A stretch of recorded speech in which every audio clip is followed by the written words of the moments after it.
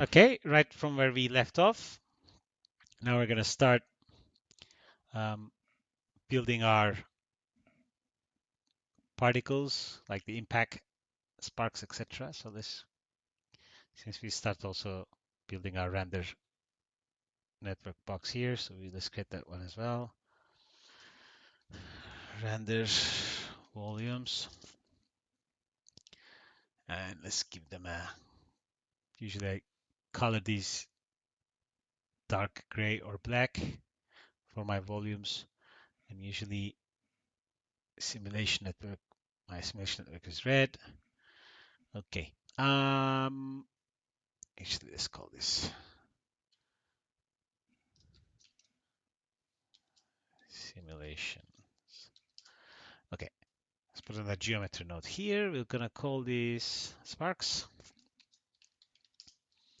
Okay, now I need to bring in my ground.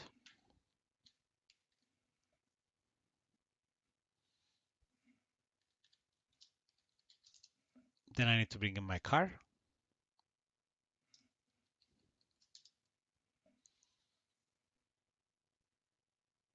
So the car is gonna come from, since I can retime the particles very easily, I can bring in the, either way works. Retiming particles works fine as well. So I'm gonna bring in the unretimed car, which is this one. And then I'm gonna bring in my road, which is just a road here.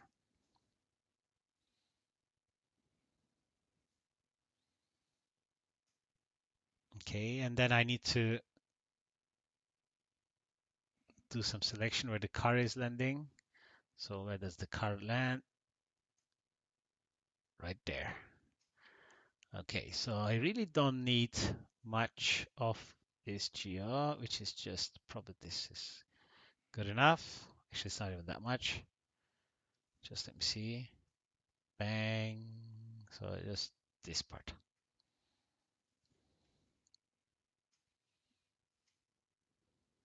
Okay, so we have our impact zone. And now we just need the bottom of the car, really. So just this part.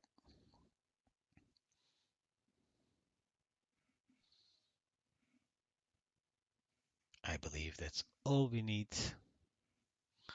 And that's probably what I did in the other original sim as well. Okay, let's blast that as well.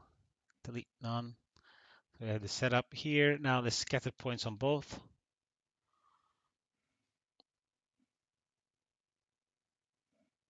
Turn off relax iterations. I don't need that. So now I want to find some locations where this is gonna scrape. The bottom of the car is gonna scrape the bottom of the top of the road, right? So I don't need this many points here. Okay, that's good. Now let's drop an attribute Rango. To the road, I'm gonna say f at car equals 0. And here I'm gonna say f at car equals 1. And I'm gonna do a little attribute transfer from car to the road. And the value I picked by default is around 10 centimeters. Okay, so if we look at this attribute with a color swap, ramp, car, and turn this off. Basically, this is the part where car is scraping most. Okay, now I'm gonna get rid of every point that doesn't have that attribute.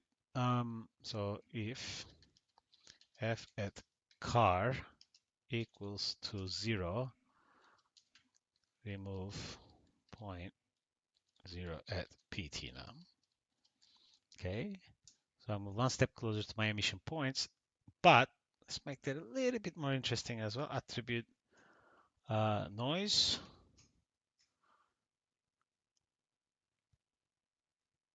Here. And let's make it a float. And then on top of this, let's get rid of the black areas or something that is less than X amount. If at cd dot x, let's say this dot cd would also work, less than 0.5, also remove the points.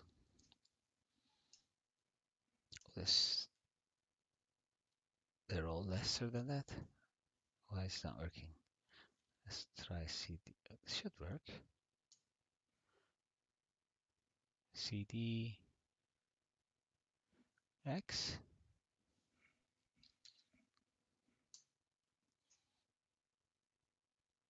It is working. I'm not seeing it though. Is it stuck again? Let's try again. Inspectors, viewer, scene view. Hide others. Dark. Okay, that's no, this is fine. This is not okay. Let me try something else. Okay, I'm a little confused. No, this is not a vector. Oh, wait a second. How come? This just says CD, but this, okay. So let's call this maybe the noise. Then this is the noise amount. So then if I say noise here,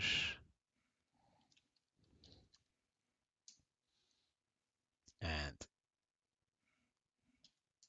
okay, now it's working. So let's give it a little bit of, I guess, small element size. Okay, so which should have worked here as well. Yes. So keep source. All good. Now,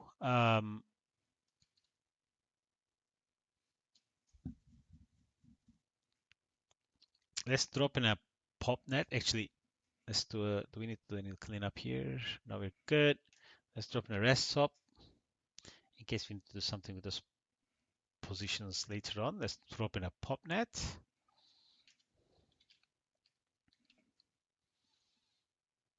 Sparks. So what am I doing here? Very straightforward. I have a source that I just prepared, Spark source. Now I'm going to create a pop force just to give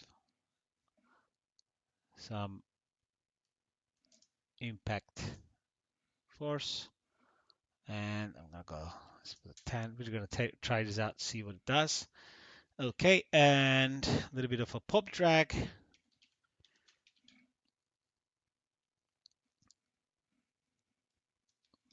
Really little. And at vec volumes, actually, before I plug this in, let's actually press play. Oh, wait, let's set up the emission amounts properly. But so we're not using a surface, we're using points. And let's give it a, I guess we hit at what? 78. Let's double check. No, when do we get the point? We get, okay, we get it 85. So we're gonna key them a lot, and then at, I guess, 90. Okay, from 85 to 90. So let's go manual, go 85. I'm gonna put, let's say, 10,000 here. Constant keyframes, and then I'm gonna go to 90. 0 because I'm not scraping anymore. Okay. And this is gonna start at 85. Start frame 85. Okay, let's see what happens. Woo, crazy. Let's look from here. Okay, obviously this is not what we want. I guess we can key the pop force as well. So 85 keyframes hit, keyframes 90. Well, what happens? Let's see. Okay, now let's put a gravity.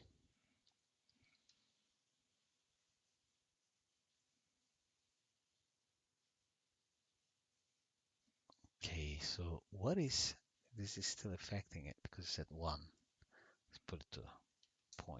Let's see what happens. Oh, it should be working. No.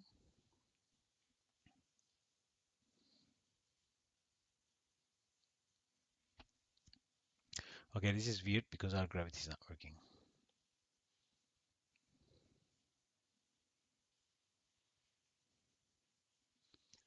Pop force starts here and ends it here. Oh, my bad. It's this guy. Let's key this also. Keyframes 0.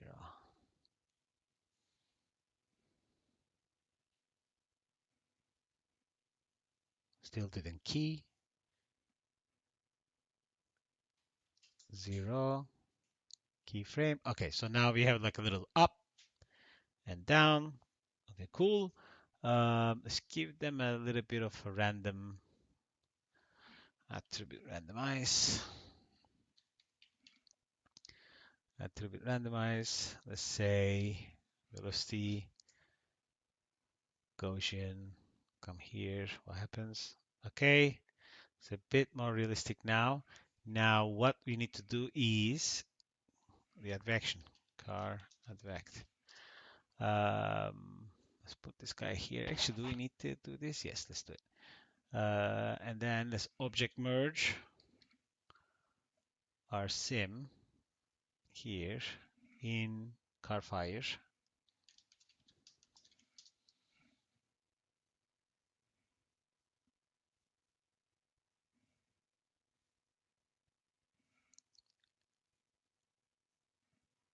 And I think we can just use this guy out of here straight. And let's just try it out first. This is the first input. So that will be, no, it will be second input. And I guess we can use this update force by default. Okay, let's press play, see what happens. Oh, we need a ground plane, which is our road essentially, but and then we're going to need the car as well.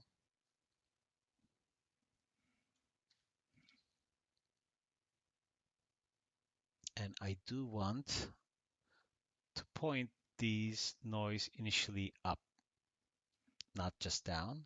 So we can change the distribution method to directional. And then I can say con angle 180 degrees,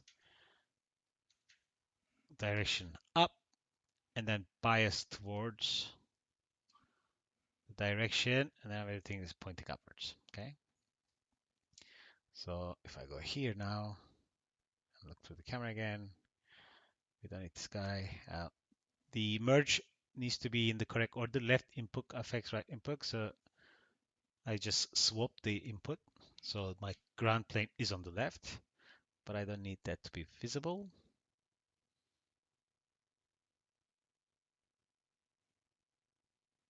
Okay, so we need that to be a little bit stronger, and we need more drag. Oh, no, actually drag was turned off. Let's try it out now. Okay, we need more of that.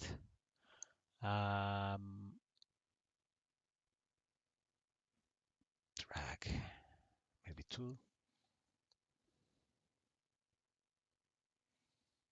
Okay, definitely want more directional emission. So I guess we can say add to more sideways.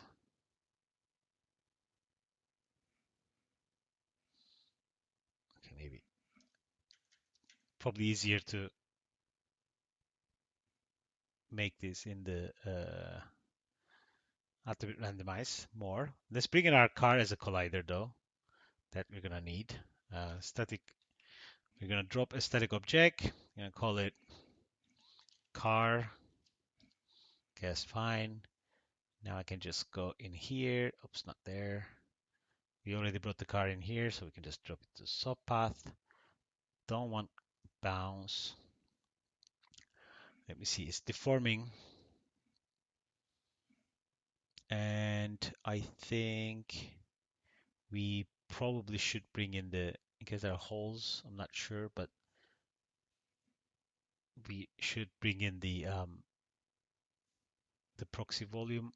We use it in Carfire, so we can definitely use this one here as well, but this one was retimed. So I'm just going to do this actually. Go inside, back in the Sparks, and go inside the car. Say here, I want you to be here, but let's give it a bit more resolution. All right, let's try again. Oh, we didn't plug it in. Merge, static solver.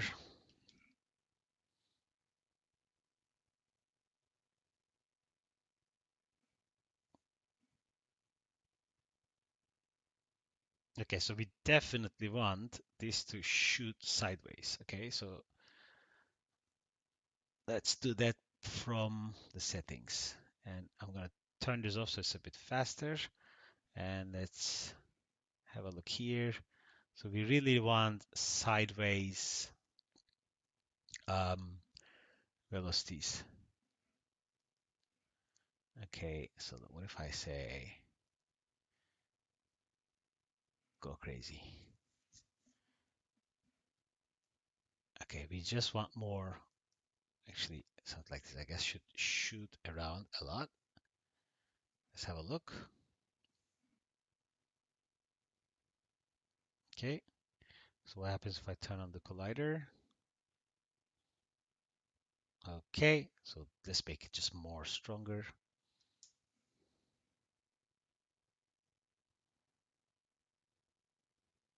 Okay, just living too long, so let's reduce the lifespan to, I would say, 0.25, 0.5. Set the jitterbird to negative and then interpolate, sorry, jitterbird to forward. Sorry, jitterbird time negative, interpolate forward, and interpolation method use velocity. And then finally, we are good to cache, I believe. So by default, this is important. Out of the any popnet, this is what you're gonna get. All the primitive attributes, oh, because we didn't set what we want to pull out, which is also important. So I'm gonna rename the object to Sparks. So then I can tell my solver only to export Sparks. Now I can use import fields as well, but I don't need to. This is fine. Field import, I believe. What was it? Field import. And then, there's a preset for particles as well. It's doing the same thing. The only thing is that we really need to do a little bit of this one needs to be the first frame. Do a lot of cleanup because by default attributes come with like 24 attributes, points come with 24 attributes. So drop the attribute delete node. Okay. And simply say I only want ID because we need it for retiming. And then I want velocities and I want velocities. I want age because on particles I'm maybe gonna get cold as I travel, and I need rest. Then just put a asterisk for everything else. Group delete.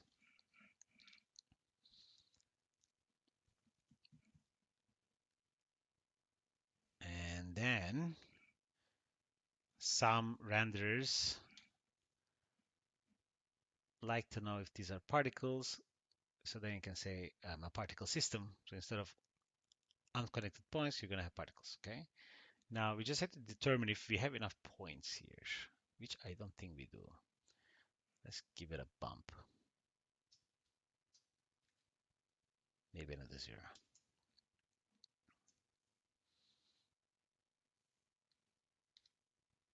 And let's make these pixels. Look from the camera, hit render. All right. Now what I'm going to do is cache this out as well. So let's go to Carfire, copy this file cache node, copying in Sparks, and we're going to retime this, so it's fine. I guess we can have a look like something like this. If we actually, let's cache this first. So we are going to retime it, so we just need 100. Save. No, cancel. We don't Carfire sim. We need to name this to car sparks. Okay.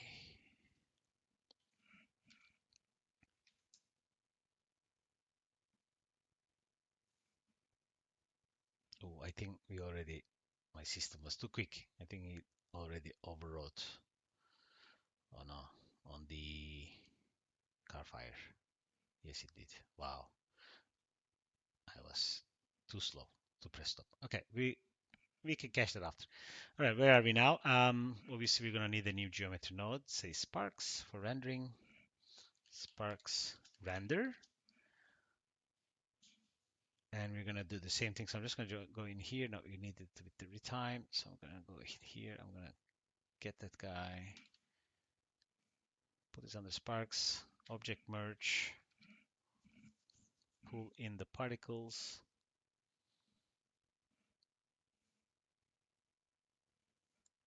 And when we retime particles, there's one thing that is very important is we do need to adjust,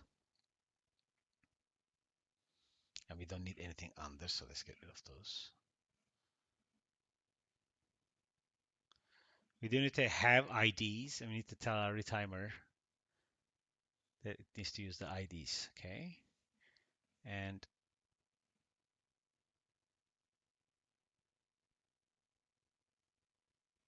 I think this is the collider. Oh, actually, since this is the collider, we probably won't see it inside the car, so it should be fine. Let's have a look, actually.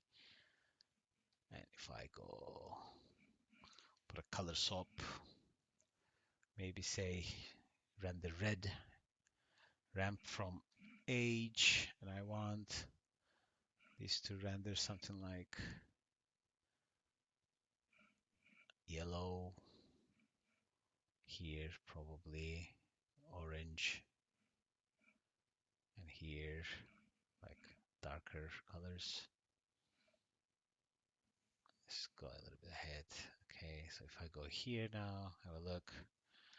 Let's make this bigger so we can see what we're doing.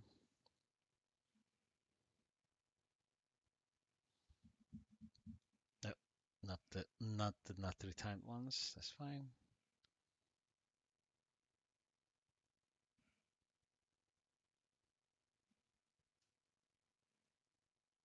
It's the viewport is keep getting stuck. That's so annoying.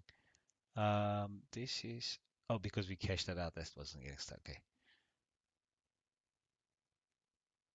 All right. So I think this might work fairly nice. The timing seems nice, and it is in slow motion for sure. Okay. We just need to set up its renders now. So we call it Sparks, right? Let's follow the same fashion. This can go into here, Sparks, car Sparks. And Sparks renders. Okay, and we need to find a shader for this guy. So this car time Sparks render, except it needs to be copy, and then paste, then call it Sparks Fire, car Sparks. And I would like to use for you the car Sparks. Okay, and we need to assign the material, but we need the car again to be phantom. That's fine. No, car. We don't want the car phantom. Also, we don't want the car phantom in here. We want them to be force math. And in car Sparks, go here. So while in car Sparks, I need my car retimed to be a math object, the alpha of 0. And I need to do the same thing when I'm in car fire.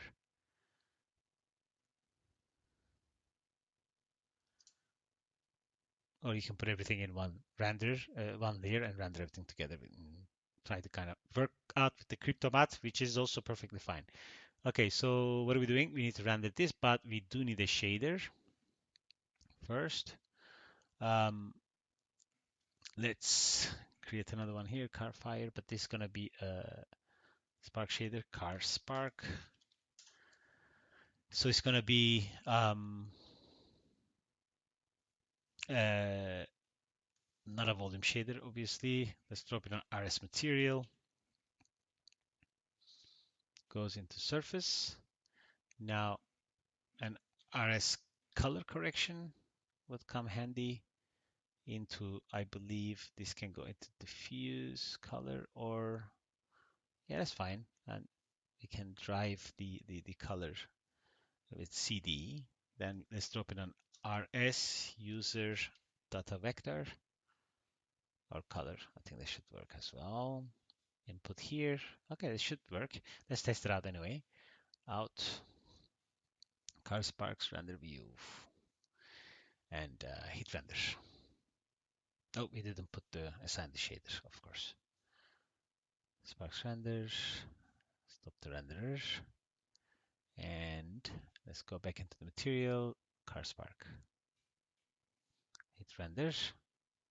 Now it's going to render, but it's probably rendering black, and there's no point size. Oh, sorry. One more thing. Redshift requires particle objects, render objects as particles. Hit refresh. Okay, so we get these gigantic points.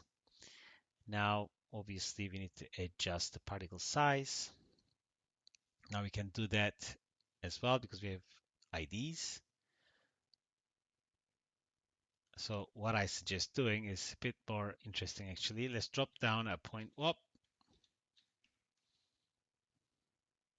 And we can do this here. And let's make that a bit more fun. So I have age, right? And I know the age of my particles.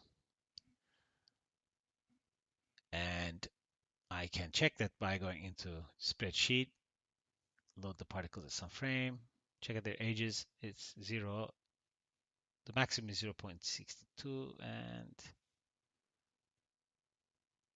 last frame, yeah, that's 0.6. All right, so let's go 0.7. Okay, so that's going to be my age. Now it's normalized. Now I have a ramp by age. So this is ramp age. Oh, cool, ramp age.